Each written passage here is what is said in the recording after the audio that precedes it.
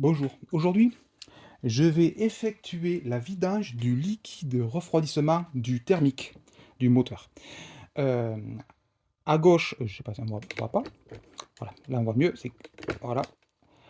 À côté passager, c'est le moteur thermique, le moteur, et à tout à droite, hop, sous le liquide de frein, c'est l'onduleur. Pour info donc, 150 000 km, il faut vidanger le liquide de refroidissement. Puis tous les 90 000 km. Pourquoi?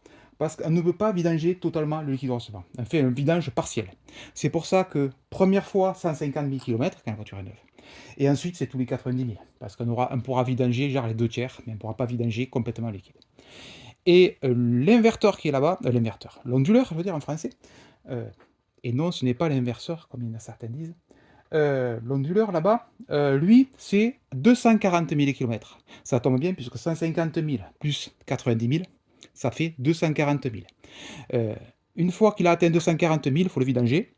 Puis, tous les 90 000 km, il faut le vidanger. En gros, une fois qu'on aura atteint 240 000, il faudra vidanger les deux ensemble à 240 000, puis tous les 90 000 km. Tout simplement.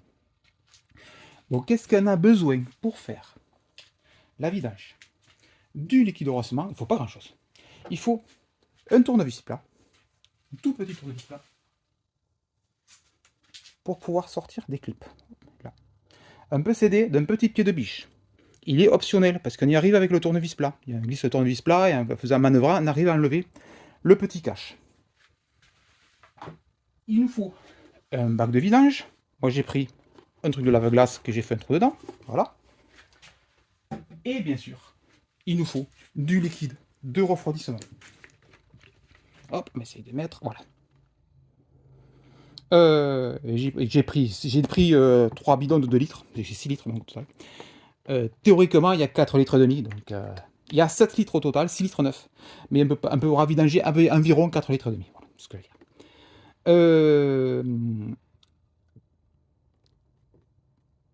POAT, voilà. C'est typiquement des voitures asiatiques, voilà. POAT, vous verrez, on trouve beaucoup, le liquide de refroidissement quand vous allez chercher. La couleur, on s'en fout. La couleur, il est rose, mais il peut être orange, c'est pareil. Quand on va chercher le liquide de refroidissement sur Internet de type OAT, OAT, c'est... bref, je crois que c'est organique. Voilà, c'est un truc comme ça. Bon, bref, on s'en fout. OAT, donc c'est un liquide de refroidissement dit organique. Vous allez voir, il y a OAT tout court. Il y a SOAT, SIOAT, je crois, de mémoire. Il y a HOAT. Et les plus rares, bien sûr, celui-là qui nous fait chier parce que notre voiture elle a besoin d'un truc rare, c'est du POAT. Le liquide chez Toyota, c'est Toyota SLLC, Super Long Life Coolant. Voilà, liquide de refroidissement à longue durée de vie, en gros, ça veut dire. Mais celui-là, en gros, c'est du POAT. Le Kenol, je l'ai trouvé chez Feu Vert, il y a chez Feu Vert.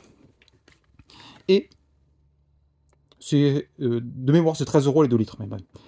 Et là, la norme, si vous réussissez à la lire, TSK 2601 G8. Voilà, ça c'est la norme. Et bon, vous voyez, c'est que des voitures asiatiques. Toyota, Mazda, Honda, c'est du japonais. Voilà. POAT, c'est important. Voilà. Donc j'ai pris 3 fois 2 litres. Donc j'ai 6 litres au total. J'espère que ça suffira. On se retrouve sous la voiture pour je vais vous faire voir où est comment faire pour vidanger. Vous allez voir, c'est très simple puisqu'il y a carrément un robinet de vidange. Bon, sur la voiture, à l'avant côté conducteur, il y a un trou qui est là. Je sais pas si vous voyez. Le trou là va sortir le liquide au refroidissement. Donc il faudra mettre le truc pour récupérer le liquide là, dessous. Devant, à même endroit, il y a une espèce de tube. Et au bout, il y a un robinet. Comme on va rien voir, je pense à la caméra. Est-ce qu'on voit là? Vous voyez, il y a une espèce de tube avec un truc beige au bout.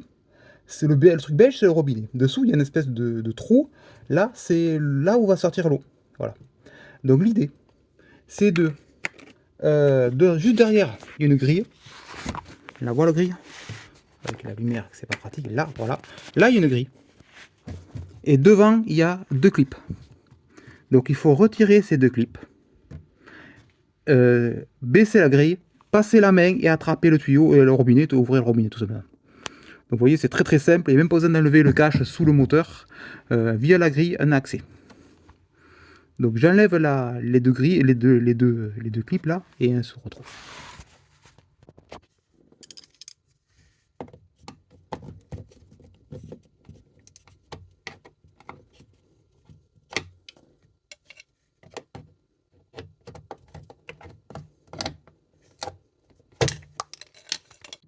Voilà, donc la petite grille, elle est clippée au fond, là, on la met par terre, et on n'en a plus besoin. Et là, si on passe la main, on a accès théoriquement au tuyau. J'espère que vous verrez le robinet. En tout cas, on y a accès sans problème. J'ai oublié, mais il faut bien sûr enlever le bouchon pour faire un appel d'air. Bon, c'est en train de couler.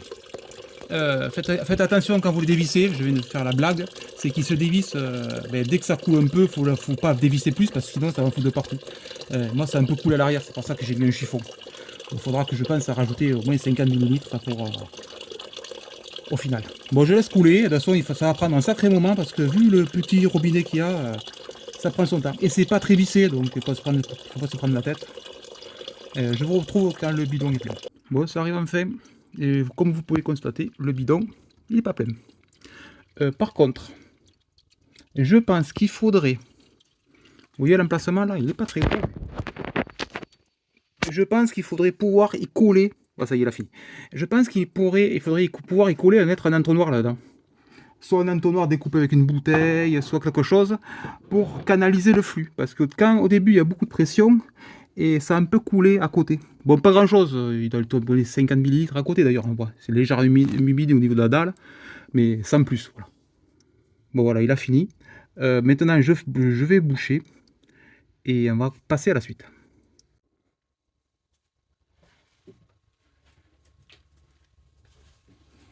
Bon ben c'est parti, remplissage.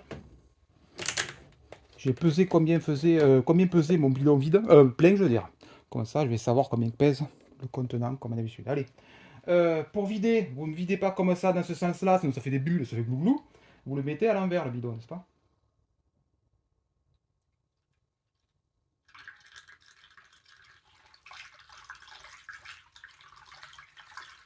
Je surveille sur le côté, que ça ne déborde pas.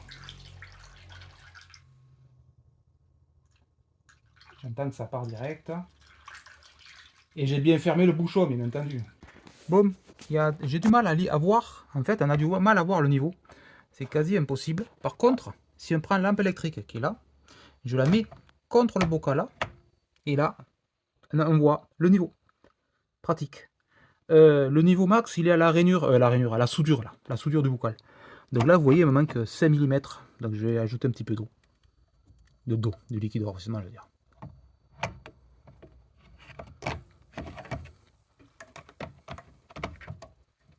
Voilà, donc je cale ma lampe électrique comme ça je peux ajouter et voir le niveau qui monte tranquille. Bon, on se retrouve dans la voiture, on va passer la voiture en mode maintenance en utilisant un cheat code, le cheat code qui est là. 2 fois start, 2 fois accélérateur, frein plus neutral, 2 fois accélérateur, park, 2 fois accélérateur, frein plus power. Allez, j'essaye ça de suite, on va voir si ça marche. Pas sûr que ça marche, mais bon.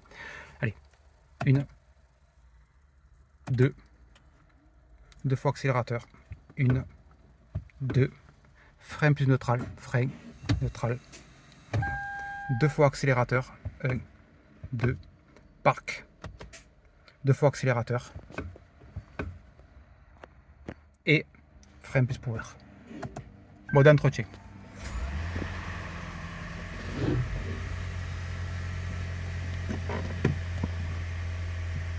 Voilà, donc le mode d'entretien est bien activé, et là je laisse tourner le moteur. Vérifiez que la clim soit bien sur off, parce que sinon si on met la clim, le ventilateur moteur va tourner et va empêcher le moteur thermique de chauffer. Bon, on se retrouve dans la voiture pour la fin de la vidéo. J'ai donc attendu environ un peu moins de 10 minutes, le temps que que la purge se fasse, le niveau a légèrement baissé. Voilà, j'ai laissé la lampe électrique sur le côté là, du bocal, comme je vous ai fait voir. Et j'ai complété au fur et à mesure. Et là, ça semble plus bouger, donc j'ai coupé le moteur. J'ai juste vérifié que la durite qui est arrivée au boîtier thermostatique était chaude. Et c'est tout en fait. Dès que le thermostat s'ouvre, en fait, tout le système s'auto-purge. Donc ça doit aller. Euh, Bien entendu, faut remettre le bouchon dessus, la grille dessous, là, ça paraît évident, avant de partir. Allez faire un tour de voiture. Et quand vous revenez, vérifiez à froid votre niveau. Oui, parce que quand vous allez enlever le bouchon, il ne faut pas enlever le bouchon alors que la température est à 90 degrés. Sinon, vous allez vous prendre un jet d'eau dans la tête. Donc, vous attendez que le lendemain, que la soit froide et vous vérifiez votre niveau. Et vous faites ça pendant 2-3 jours quand vous prenez la voiture. Mais généralement, le niveau ne bougera plus. Mais voilà, c'est juste au cas où. Ici, il bougera de quelques millimètres et descendra légèrement, le temps que le s'auto-purge la voiture. Et voilà, c'est tout. J'espère que cette vidéo sur le remplacement de liquide de refroidissement du thermique de la CT200H vous a plu. Et je vous dis à bientôt.